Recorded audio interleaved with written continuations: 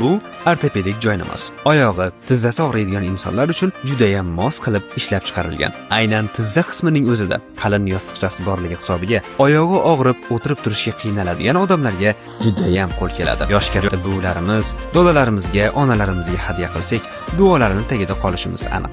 Chunki aynan ortopedik joynamozlar bizdan ko'ra ko'proq ularga kerak bo'ladi. Joynamoz topdim, ya'ni o'zimga topganim uchun istalgan bilashimizga sifati zo'r bo'lgan, qalin bo'lgan, tagina suv o'tkazmaydigan sifatli joynamoz topdim. Bunaqa joynamoz topish qiyin, bozorlardan ham topolmaysiz.